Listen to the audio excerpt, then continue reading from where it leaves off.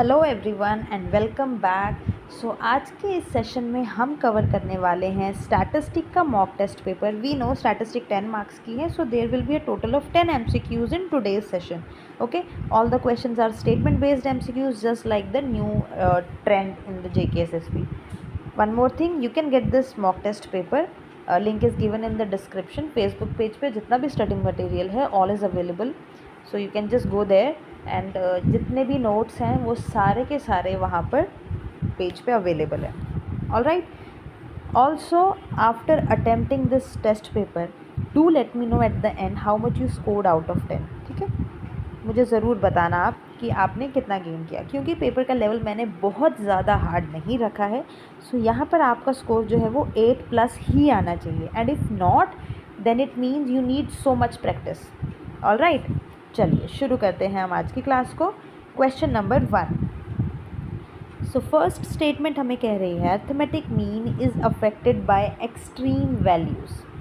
सो बताओ क्या ये स्टेटमेंट ट्रू है? यस, ये स्टेटमेंट ट्रू है.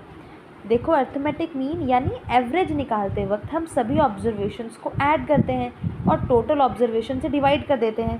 क्या फॉर्मूला होता है मीन का? ये तो हम बचपन से पढ़ रहे हैं. ये है sigma x divided by n. So यहाँ एक इम्पॉर्टेंट बात ये है कि मीन कैलकुलेशन में हर वैल्यू डायरेक्टली इंक्लूड होती है. इसलिए अगर कोई वैल्यू बहुत ज़्यादा लार्ज या बहुत ज़्यादा स्मॉल हो, जिसे हम कहते हैं एक्सट्रीम वैल्यू हो, तो मीन का जो रिज़ल्ट है वो काफ़ी चेंज हो जाता है. ठीक है, ये चीज़ आपने याद रखनी है. अब आप ये देखो, जब हम नॉर्मली जनरली मीन निकालते हैं, मान लो पहले फर्स्ट 5 नेचुरल नंबर्स का 1 2 3 4 5 का आप मीन निकालोगे, तो वो आपके पास जो आएगा, और उसके अलावा अगर आप उन फर्स्ट 5 नेचुरल नंबर में से किसी एक नंबर को रिप्लेस कर दो 100 से, फिर जो आपका मीन आएगा उसमें वाइड डिफरेंस होगा. ठीक है, इसीलिए yes, mean is affected by extreme values. ठीक है, so this statement is true. फिर सेकंड स्टेटमेंट बोल रही है median is less affected by extreme values than arithmetic mean. देखो, ये स्टेटमेंट भी ट्रू है, क्योंकि मीडियन जो है वो एक पोजिशनल एवरेज होता है. मीडियन सिर्फ मिडिल वैल्यू को देखता है, ना कि सभी वैल्यूज़ का टोटल. इसलिए एक्सट्रीम वैल्यूज़ का मीडियन पर ज़्यादा इफेक्ट नहीं पड़ता है. ठीक है, so that is the reason कि ये स्टेटमेंट भी बिल्कुल ट्रू है. So we have both true statements. Option A will be the right answer. Okay, now question number 2. इसमें हमें क्या बोल रहे हैं? The sum of deviation from arithmetic mean is always 0. देखो, इसका मतलब क्या हुआ? डेविएशंस का मतलब क्या होता है? जब हम न्यूमेरिकल्स कैलकुलेट करते हैं तब कैसे करते हैं? एक्स माइनस मीन, ये होता है डेविएशन. यानी हर ऑब्जर्वेशन में से मीन को सब्ट्रैक्ट करना. और अर्थमेटिक मीन की एक फंडामेंटल प्रॉपर्टी ये है कि इन डेविएशंस का जब आप सिग्मा निकालते हो, टोटल निकालते हो, तो वो क्या आता है? Equals to 0. यानी पॉजिटिव डेविएशंस और नेगेटिव डेविएशंस एक दूसरे को एग्जैक्टली कैंसिल कर देती हैं, है ना. तो इस वजह से वो क्या आ जाता है? हमेशा 0 आता है. सो अर्थमेटिक मीन डिस्ट्रीब्यूशन का बैलेंसिंग पॉइंट होता है. जैसे सीसॉ का सेंटर बैलेंस करता है ना, वैसे ही मीन डाटा को मैथमेटिकली बैलेंस करता है. इसी वजह से लेफ्ट साइड की डेविएशंस नेगेटिव, राइट साइड के डेविएशंस जो है वो पॉजिटिव, और दोनों का टोटल जो है वो 0 आ जाता है. So this statement is true. फिर सेकंड में बोल रहे हैं arithmetic mean is based on all observation. This is also true. देखो, अर्थमेटिक मीन कैलकुलेट करते वक्त हर ऑब्जर्वेशन डायरेक्टली फार्मूला में यूज़ होती है. फार्मूला भी हमने डिस्कस कर लिया, एक्स का sigma divided by number of observation, है ना. अगर एक भी ऑब्जर्वेशन चेंज हो गई, अभी हमने डिस्कस किया, तो मीन भी चेंज हो जाएगा. इसीलिए मीन को रिजिडली डिफाइंड एवरेज भी बोलते हैं, और बेस्ड ऑन ऑल ऑब्जर्वेशंस भी बोला जाता है, क्योंकि हर एक का बहुत महत्व होता है, हर ऑब्जर्वेशन का बहुत इंपॉर्टेंस होता है उसमें. और बेसिकली इसी प्रॉपर्टी की वजह से मीन जो है वो मैथमेटिकली मोस्ट यूज़फुल एवरेज है. अलजेब्रिक कैलकुलेशंस में बहुत ज़्यादा यूज़ होता है, बट इसी वजह से जो मीन है वो एक्सट्रीम वैल्यू से भी अफेक्टेड होता है. ठीक है, so both statements are true. Option A will be the final answer here. Now question number 3. Standard deviation is a measure of dispersion. देखो, डिस्पर्जन का मतलब क्या होता है? डिस्पर्जन का मतलब होता है डाटा वैल्यूज़ कितनी स्प्रेड आउट है, या फिर हम कह सकते हैं कि ऑब्जर्वेशंस मीन के अराउंड कितनी स्कैटर्ड हैं. अगर वैल्यूज़ एक दूसरे के बहुत क्लोज हैं तो हम कहते हैं कि जो डिस्पर्जन है वो लो है। अगर वैल्यूज़ बहुत स्कैटर्ड है फिर हम कहते हैं डिस्पर्जन हाई है। अब मुद्दा ये है कि स्टैंडर्ड डेविएशन क्या मेजर करता है। स्टैंडर्ड डेविएशन बताता है कि ऑब्जर्वेशन अपने अर्थमेटिक मीन से एवरेज कितने डिस्टेंस पर है। अब स्टैंडर्ड डेविएशन का फॉर्मूला क्या होता है, ये होता है सिग्मा एक्स माइनस मीन इसका स्क्वायर डिवाइडेड बाय एन और इन सब का होल रूट। सो यहाँ पर ये x माइनस ये मीन, ये क्या है, डेविएशन फ्रॉम मीन, और डेविएशन का हम क्या करते हैं, स्क्वायर कर देते हैं और फिर निकाल देते हैं हम उसका एवरेज, फिर फाइनली हमने क्या निकाल दिया, उसका रूट। इस वजह से स्टैंडर्ड डेविएशन जो है वो वेरिएबिलिटी, स्प्रेड, डिस्पर्जन इन सब को मेजर करता है। ठीक है, इस वजह से ये स्टेटमेंट जो हमारी बिल्कुल करेक्ट है। फिर बोला है higher standard deviation indicates greater variability in data.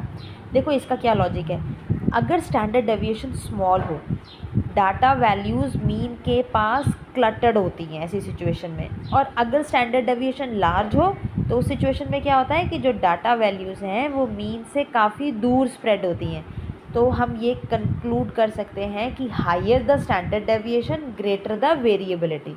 ठीक है, इस वजह से this statement is also correct. So both statements are correct, option number A will be the right answer. अब एक बात मैं आप लोगों को और बताती हूँ कि जो स्टैंडर्ड डेविएशन है ना, it is the most reliable major of dispersion.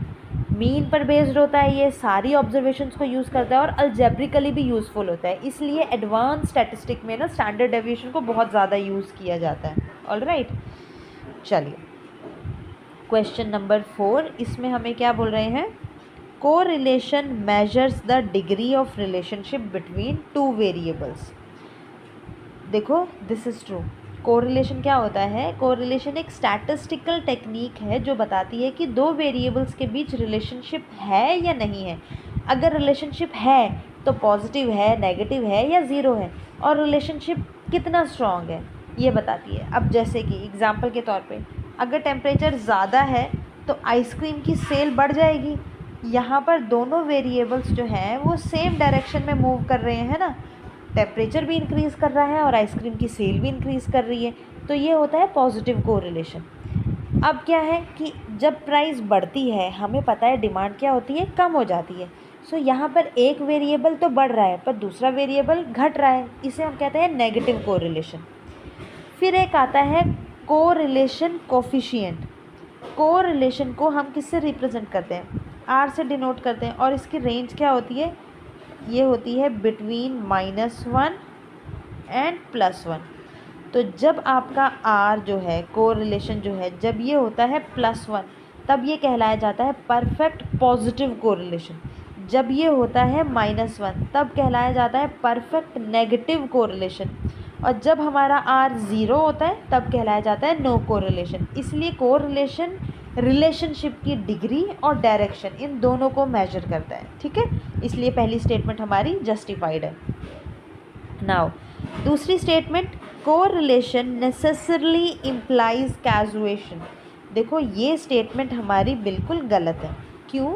देखो कैजुएशन का मतलब होता है कि एक वेरिएबल डायरेक्टली दूसरे वेरिएबल को कॉज कर रहा है, लेकिन कोरिलेशन सिर्फ रिलेशनशिप बताता है, कॉज एंड इफेक्ट का रिलेशनशिप को प्रूव नहीं करता है।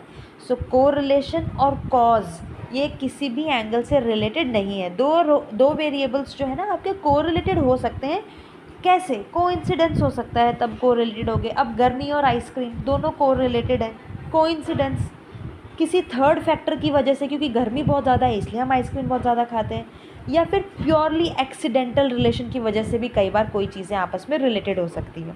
ठीक है, एग्जांपल मैं आपको देती हूँ, बड़े फेमस एग्जांपल है, आइसक्रीम की सेल जैसे ही बढ़े, और दूसरा क्या हो रहा है, गर्मियों में जो डेथ है वो भी थोड़ी ज़्यादा हो जाती है। देखो फुटपाथ पे जो गरीब लोग होते हैं, बेचारों के पास शेल्टर नहीं होता है, तो वहाँ उधर चांसेस ज़्यादा होते हैं। अब इधर आइसक्रीम की सेल भी बढ़ रही है, डेथ रेट्स भी बढ़ रही हैं, दोनों में पॉजिटिव कोरिलेशन हो सकता है, दिख रहा है हमें पॉजिटिव है। पर क्या ऐसा कुछ है कि आइसक्रीम खाने से लोग मर रहे हैं? नहीं, ऐसा तो कुछ नहीं है। सो एक्चुअल रीज़न क्या है? समर है। समर की वजह से आइसक्रीम ज़्यादा खा रहे हैं, समर की वजह से कुछ लोग जिनके पास घर नहीं है, जो बेचारे फुटपाथ पे रहते हैं, वो मर रहे हैं। रीज़न कुछ और है, पर क्योंकि ये दोनों के दोनों एक ही डायरेक्शन में जा रहे हैं तब हम उसे पॉजिटिव कोरिलेशन कह सकते हैं। ठीक है, तो यहाँ पे कोरिलेशन का बेस क्या बना, थर्ड वेरिएबल रिलेशनशिप क्रिएट कर रहा है यहाँ पर। ठीक है, अब एक और एग्जांपल मैं आपको देती हूँ, शू का साइज़ और बच्चों का इंटेलिजेंस, इन दोनों के बीच में बताती हूँ। इनके बीच में कोरिलेशन मिल सकता है, लेकिन शू साइज़ इंटेलिजेंस को कॉज नहीं कर सकता। एक्चुअल फैक्टर क्या होता है इंटेलिजेंस का, एज बढ़ने से शू साइज़ भी बढ़ता है और लर्निंग एबिलिटी भी इम्प्रूव होती है, इसलिए इंटेलिजेंस बढ़ रही है ना। तो इसलिए हर बार कोरिलेशन के बीच का कोई जो मेन कारण है ना वो अलग अलग हो सकता है। ठीक है, सो कोरिलेशन एसोसिएशन को मेजर करता है, डायरेक्शन एंड स्ट्रेंथ को बढ़ाता है, बट कैजुएशन प्रूव करने के लिए कंट्रोल्ड एक्सपेरिमेंट्स चाहिए होते हैं, एनालिसिस चाहिए होता है, या फिर कोई लॉजिकल एविडेंस है वो ज़रूरी होते हैं। ठीक है, सो इस वजह से हमारी पहली स्टेटमेंट तो सही है, दूसरी गलत हो गई। Option C will be the final answer here. Now fifth में बोल रहे हैं, in a positively skewed distribution mean is greater than the median. देखो पॉजिटिवली स्क्यूड डिस्ट्रीब्यूशन क्या होता है, पॉजिटिव स्क्यूनेस का मतलब होता है डिस्ट्रीब्यूशन का टेल जो है वो राइट साइड में ज़्यादा लंबा होता है, इसको राइट स्क्यूड डिस्ट्रीब्यूशन भी कहते हैं। And now the point is why mean becomes greater. देखो मीन जो है एक्सट्रीम वैल्यू से हाईली इफेक्ट होता है। पॉजिटिव स्क्यू डिस्ट्रीब्यूशन में कुछ वेरी लार्ज ऑब्जर्वेशंस होती हैं जो मीन को राइट साइड की तरफ पुल कर देती हैं, इसीलिए यहाँ पर ऑर्डर क्या होता है, सबसे पहले आता है मीन, फिर आता है मीडियन, फिर आता है मोड। ठीक है, सो इस वजह से क्या है कि मीन जो है सबसे बड़ा हो जाता है, एज अ रिजल्ट पहली स्टेटमेंट हमारी करेक्ट बन जा रही है यहाँ पर। फिर बोल रहे हैं, in a symmetrical distribution mean median and mode coincide. देखो सिमेट्रिकल डिस्ट्रीब्यूशन क्या होती है, सिमेट्रिकल डिस्ट्रीब्यूशन में लेफ्ट साइड और राइट साइड मिरर इमेज जैसी होती है, डाटा जो है वो बिल्कुल इवनली डिस्ट्रीब्यूटेड होता है, और इस डिस्ट्रीब्यूशन में ना कोई स्क्यूनेस होती है ना कोई एक्सट्रीम पुलिंग इफेक्ट होता है। एज अ रिजल्ट सेंटर जो है वो एग्जैक्टली सेम पॉइंट पर होता है for mean, for median and for mode. As a result हमारा मीन, मीडियन एंड मोड तीनों जो है वो बराबर हो जाते हैं। ठीक है, तो हमारी फाइनल स्टेटमेंट क्या है, ये फाइनल कंक्लूजन क्या है कि सेकंड स्टेटमेंट जो है हमारी वो भी बिल्कुल करेक्ट है। तो दोनों करेक्ट होने की वजह से हमारा सही आंसर जो है वो ऑप्शन नंबर ए बन जाता है। नाउ क्वेश्चन नंबर 6, इसमें हमें क्या बोल रहे हैं, index number are used to measure changes over time. देखो इंडेक्स नंबर क्या होता है, इंडेक्स नंबर एक स्टैटिस्टिकल मेजर होता है जो बताता है कि टाइम के साथ किसी वेरिएबल में कितना चेंज हुआ है, और बेसिकली ये prices, quantity, production, wages, cost of living जैसे वेरिएबल्स के चेंजेस को मेजर करने के लिए यूज़ होता है। सिंपल मीनिंग इसका क्या है कि इंडेक्स नंबर जो है ना वो बेसिकली कंपेयर करता है present situation versus base year को। ठीक है, फॉर एग्जांपल सपोज़ आपका जो बेस ईयर का प्राइस है ना वो है 100 रुपये, और जो करेंट ईयर का प्राइस है वो है 140 रुपये। सो प्राइस इंडेक्स बताएगा कि प्राइसेस में ना 40% का इंक्रीज़ हुआ है। ठीक है, सो इम्पॉर्टेंट यूज़ क्या होता है इंडेक्स नंबर का कि इन्फ्लेशन मेजर करने में मदद करता है, कॉस्ट ऑफ लिविंग कंपेयर करने के लिए भी ज़रूरी है, इकोनॉमी की ग्रोथ स्टडी करने के लिए भी ज़रूरी है, और प्रोडक्शन ट्रेंड्स को एनालाइज करने के लिए भी बड़ा ज़रूरी होता है ये। ठीक है, सो एज अ रिज़ल्ट ये पहली स्टेटमेंट जो है ना ये हमारी बिल्कुल करेक्ट है। ठीक है, बेस ईयर जो है वो जनरली 100 माना जाता है। ठीक है, अब सेकंड स्टेटमेंट हमें क्या बोल रही है, consumer price index is also known as cost of living index. So देखो हमारी ये जो सेकंड स्टेटमेंट है ना ये भी बिल्कुल सही है। कंज्यूमर प्राइस इंडेक्स जो है वो मेजर करता है कंज्यूमर्स का डेली यूज़ जो गुड्स एंड सर्विसेज के प्राइसेस में कितना चेंज आ रहा है उसको मेजर करता है, क्योंकि ये डायरेक्टली कंज्यूमर्स के लिविंग एक्सपेंसेस को रिफ्लेक्ट करते हैं, इसलिए सीपीआई को कॉस्ट ऑफ लिविंग इंडेक्स भी कहा जाता है। अब देखो सीपीआई किन चीज़ों को इंक्लूड करता है, ये कपड़े, हाउसिंग, रोटी कपड़ा मकान, ट्रांसपोर्ट, मेडिकल एक्सपेंस वगैरह वगैरह बेसिक सब चीज़ें जो हैं इन सबको इंक्लूड करता है। अगर सीपीआई इंक्रीज़ करता है तो हमारा कॉस्ट ऑफ लिविंग जो है वो भी इंक्रीज़ हो जाता है और परचेजिंग पावर हमारी डिक्रीज़ हो जाती है। फॉर एग्जांपल अगर आप देखो दूध, पेट्रोल, वेजिटेबल्स ये सब के प्राइसेस अगर इंक्रीज़ हो जाते हैं तो हम आम लोगों का जो कॉस्ट ऑफ लिविंग है वो भी बढ़ जाता है। सो ये इंक्रीज़ जो है सीपीआई का उसको रिफ्लेक्ट करता है। ठीक है, तो दोनों स्टेटमेंट सही होने की वजह से ए statement is the final answer.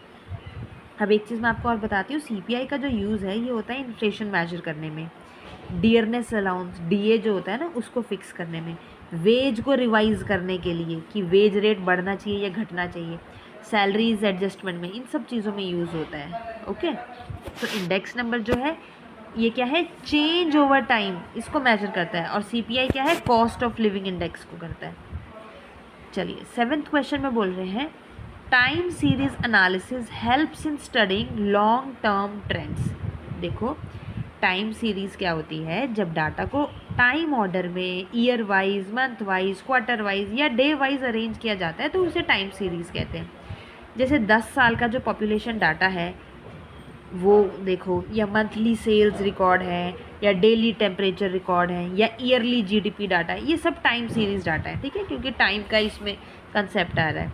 अब टाइम सीरीज़ एनालिसिस का पर्पज़ क्या होता है, टाइम सीरीज एनालिसिस हेल्प करता है ट्रेंड्स को आइडेंटिफाई करने में, फ्यूचर फोरकास्टिंग में, सीजनल पैटर्न समझने में, और बिजनेस प्लानिंग में।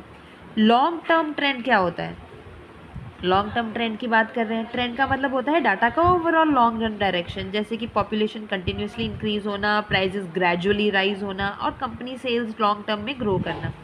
सो ये सेक्युलर ट्रेंड या फिर लॉन्ग टर्म ट्रेंड भी कहलाया जा सकता है।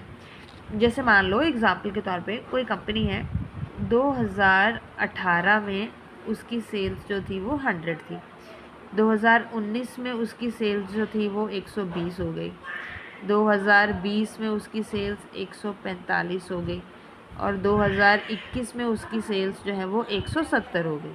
ठीक है, तो क्लियर अपवर्ड ट्रेंड दिख रहा है यहाँ पे, 100 से अल्टीमेटली वो 170 तक पहुँच गया। अब टाइम सीरीज एनालिसिस इसी ट्रेंड को स्टडी करता है। ठीक है, सो एज अ रिजल्ट पहली स्टेटमेंट हमारी बिल्कुल सही है। अब सेकंड स्टेटमेंट हमें बोल रहा है seasonal variation repeat after a fixed period. Seasonal variation क्या होता है, सीजनल वेरिएशन वो चेंजेस होती हैं जो रेगुलर इंटरवल्स पर रिपीट होती हैं। जनरली ये every month, every quarter, every season या एवरी ईयर रिपीट होते हैं। जैसे कि विंटर सीज़न वूलन क्लोथ की डिमांड बढ़ जाती है, समर सीज़न में आइसक्रीम, ये कोल्ड ड्रिंक्स, इनकी सेल्स इंक्रीज़ हो जाती हैं, फेस्टिवल्स में मिठाइयों की मिठाई और गिफ्ट वगैरह इनकी सेल्स बढ़ जाती हैं। सो ये पैटर्न जो है हर साल रिपीट होते हैं। सो जो सीजनल वेरिएशंस हैं ये शॉर्ट टर्म होते हैं, प्रिडिक्टेबल भी होते हैं, पता ये त्यौहार आने वाले, मिठाइयाँ अब हर जगह दिखेंगी हमें, फिक्स्ड पीरियोडिक पैटर्न फॉलो करते हैं। हर साल त्योहारों के समय स्वीट्स की जो डिस्ट्रीब्यूशन है, सेल है, वो इंक्रीज़ हो जाएगी। इसलिए जो बिजनेसेस हैं वो प्रोडक्शन प्लानिंग और इन्वेंट्री मैनेजमेंट में इनका यूज़ करते हैं। ठीक है, सो दोनों स्टेटमेंट्स हमारी सही हैं। Option A will be the right answer here. Okay, now question number 8, इसमें हमें बोल रहे हैं the coefficient of correlation lies between -1 and +1। सो अभी हमने पढ़ा था, ये स्टेटमेंट बिल्कुल सही है। कोफिशिएंट ऑफ कोरिलेशन क्या होता है, कोफिशिएंट ऑफ कोरिलेशन को हम कहाँ से किससे डिनोट करते हैं, आर से डिनोट करते हैं। ये मेजर करता है रिलेशनशिप की डायरेक्शन और उसकी स्ट्रेंथ। ठीक है, दो वेरिएबल्स के बीच में, और उसकी रेंज भी हमने पढ़ ली, -1 से +1 के बीच में होती है। +1 को पॉजिटिव, परफेक्ट पॉजिटिव कहते हैं, -1 को परफेक्ट नेगेटिव कहते हैं, और 0 को नो लीनियर कोरिलेशन ये कहते हैं। ओके, सो पहली स्टेटमेंट तो हमारी सही है। दूसरी वाली बोल रही है a coefficient of 0 always means no relationship of any type between variables. ये स्टेटमेंट जो है हमारी गलत है। देखो बड़ा इंपॉर्टेंट कंसेप्ट है, ज़ीरो कोरिलेशन जो है इसका मतलब होता है नॉन लीनियर रिलेशनशिप, लेकिन इसका मतलब ये बिल्कुल भी नहीं होता कि वेरिएबल्स के बीच कोई रिलेशनशिप ही नहीं है। नॉन लीनियर रिलेशनशिप पॉसिबल होता है दो वेरिएबल्स के बीच, जब कर्व्ड रिलेशनशिप हो, क्वाड्रेटिक रिलेशनशिप हो, या साइक्लिक रिलेशनशिप हो, लेकिन पियर्सन कोरिलेशन कोफिशिएंट उन्हें कैप्चर नहीं करता। ठीक है, अब देखो suppose y is equals to x का स्क्वायर, यहाँ पर x और y जो है वो क्लियरली रिलेटेड है। अगर x इंक्रीज़ करें तो y भी चेंज होगा, बट रिलेशनशिप जो है वो लीनियर नहीं रहेगी। ठीक है, सो कई केसेस में पियर्सन कोरिलेशन जो है वो 0 आ सकता है डिस्पाइट द रिलेशनशिप एग्जिस्ट। ठीक है, so real meaning of r is equals to 0, इसका रियल मीनिंग में होता है कि no straight line relationship exist. ठीक है, ये नहीं कि absolutely no relationship. All right, so पहली स्टेटमेंट सही, दूसरी गलत। Option C will be the right answer. ठीक है, चलिए क्वेश्चन नंबर 9, इसमें हमें बोल रहे हैं probability of an impossible event is zero. Exactly ये भी हम बचपन से पढ़ते आ रहे हैं। इम्पॉसिबल इवेंट क्या होता है? वो इवेंट जो कभी अकर ही नहीं हो सकता, मतलब उस इवेंट के होने के कोई चांस ही नहीं है। अब आपने एक नॉर्मल डाइस थ्रो किया, अब आपको बोल रहे हैं गेटिंग 9 ऑन अ डाइस, तो ये इम्पॉसिबल इवेंट है, 9 तो एग्जिस्ट ही नहीं करता। तो ऐसी सिचुएशन में इनकी प्रोबेबिलिटीज़ जो होती हैं वो ज़ीरो रहती हैं। ओके, फिर सेकंड स्टेटमेंट में बोल रहे हैं probability of a certain event is 1। This is true. Certain event मतलब वो इवेंट जो होती ही है, डेफिनेट है, मतलब उस इवेंट के फेल होने का कोई चांस ही नहीं है। जैसे अब आपने डाई थ्रो किया एंड आपने प्रोबेबिलिटी निकाली है कि आपके पास 2 आए, तो जाहिर सी बात है 2 तो आएगा ही उसमें, ठीक है। सो इसकी सर्टेनिटी 1 होती है, दैट इज़ ट्रू। अब एक और चीज़, जो प्रोबेबिलिटीज़ की वैल्यू है, प्रोबेबिलिटी की वैल्यू जो है इट लाइज बिटवीन 0 to 1, 0 के और 1 के बीच में होती है। 0 मतलब इम्पॉसिबल इवेंट और 1 मतलब सर्टेन इवेंट, ठीक है। तो दोनों सही होने की वजह से ऑप्शन नंबर ए जो है वो आंसर रहेगा हमारे पास। नाउ क्वेश्चन नंबर 10, इसमें हमें बोल रहे हैं a larger sample generally gives more reliable result. Sample क्या होता है? सैम्पल पॉपुलेशन का एक छोटा रिप्रेजेंटेटिव पार्ट होता है। जैसे अगर स्कूल में 5000 बच्चे हैं और हम सिर्फ 500 बच्चों का सर्वे कर रहे हैं, तो जो आपके 500 बच्चे हैं ना वो सैम्पल कहलाएंगे। अब लार्जर सैम्पल ज़्यादा रिलायबल क्यों होता है? जब सैम्पल साइज़ बहुत बड़ा होता है ना, तो जो पॉपुलेशन है ना वो बेटर रिप्रेजेंट होती है और रैंडम एरर्स जो हैं वो रिड्यूस हो जाते हैं और जो रिजल्ट्स हैं वो एक्यूरेट भी होते हैं, बाइसनेस भी कम होती है। फॉर एग्जाम्पल सपोज इलेक्शन सर्वे हो रहा है, ठीक है। पहला केस क्या है कि सिर्फ 10 लोगों से ओपिनियन लिया, अब जो आपके रिजल्ट्स हैं वो अनरिलायबल हो सकते हैं। दूसरा केस क्या है कि 10,000 लोगों से ओपिनियन लिया, अब जो रिजल्ट है वो ज़्यादा रिलायबल और ज़्यादा रिप्रेजेंटेटिव होंगे, ठीक है। So generally larger sample size है ना, ऐसे केसेस में जो सैम्पलिंग एरर है वो कम होते हैं, यानी एस्टिमेट्स जो हैं वो एक्चुअल पॉपुलेशन वैल्यू के क्लोज़र होता है। पर एक चीज़ आपने याद रखनी है कि बड़ा सैम्पल यूज़फुल तभी होता है जब सैम्पल प्रॉपरली सिलेक्ट हो और अनबायस्ड हो। अगर सैम्पल ही बायस हुआ तो लार्जर साइज़ भी यूज़लेस हो सकता है, ठीक है। सो पहली स्टेटमेंट हमारी सही है। दूसरी स्टेटमेंट बोल रही है sampling reduces both time and cost of investigation. बिल्कुल सही बोल रहे हैं। अगर कंप्लीट पॉपुलेशन का स्टडी करें जैसे सेंसस, तो वो तो कितना ज़्यादा टाइम भी लगाएगा, मनी भी लगाएगा, मैन पावर भी लगाएगा। सैम्पलिंग मेथड में क्या होता है, हम सिर्फ सिलेक्टेड यूनिट्स को स्टडी करते हैं, इसलिए इन्वेस्टिगेशन जल्दी कंप्लीट हो जाती है, कॉस्ट कम रहती है और रिसोर्सेज भी सेव होते हैं। सपोज गवर्नमेंट को कंट्री के ना हेल्थ सर्वे करना है, अगर हर सिटीजन का सर्वे करेगा तो बहुत ज़्यादा खर्चीला हो जाएगा, तो अपने सिलेक्टेड हाउस होल्ड्स का सैंपल लिया जाता है, ठीक है। सो सैम्पलिंग जो है एक्सटेंसिवली यूज़ होता है in population surveys, market research, election polls, quality controls या फिर economic studies. All right, so here we have both the statement correct, so correct option will be option number A. All right, okay, so simple थे paper, questions easy था ना ये। अब मुझे बताओ out of 10 आप लोगों के कितने आए, कमेंट करके मुझे बताओ। मिलते हैं अगली वीडियो में एक नए टॉपिक के साथ। Till then take care and happy learning.